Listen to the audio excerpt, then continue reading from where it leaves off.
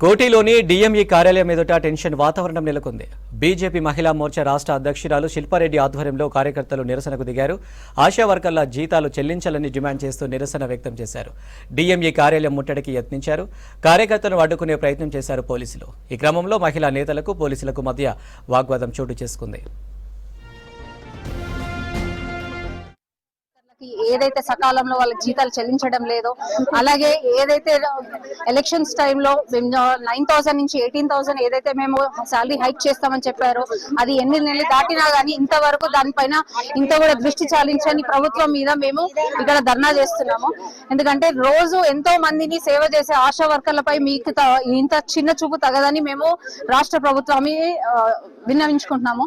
ఎందుకు అంటే కరోనా టైంలో కూడా ఎవరు దగ్గరికి రాని సమయంలో కూడా ఆశా వర్కర్స్ అనేకమైన ప్రజల ప్రాణాలని కాపాడిన వాళ్ళపైన మీరు ఇంత చిన్న చూపు. డైలీ మీరు ఇచ్చే సాలరీస్ తోని వాళ్ళ ఇల్లు గడుస్తుంది. అట్లాంటిది మీరు జీతాలు వేయడం ఆపేస్తే వాళ్ళు రోడ్డు మీద పడాలా అంటే ప్రభుత్వం ఇంత దీన స్థితిలో ఉంది అని జీతాలు కూడా ఇవ్వలేని స్థితిలో ఉందా మన ప్రభుత్వం?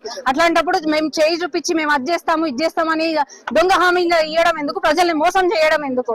వెంటనే వాళ్ళకి ఏదైతే 2 నెలల జీతాలు ఎవరైతే ఇవ్వలేదో అది వెంటనే చెల్లించాలని, అదే విధంగా వాళ్ళకి ప్రామిస్ చేసిన విధంగా హైక్స్ పెంచాలని, వాళ్ళకి వెంటనే జాబ్ చార్ట్ కూడా క్రియేట్ చేయాలని, వాళ్ళని ఈఎస్ఐ పిఎఫ్ లో జత చేర్చాలని.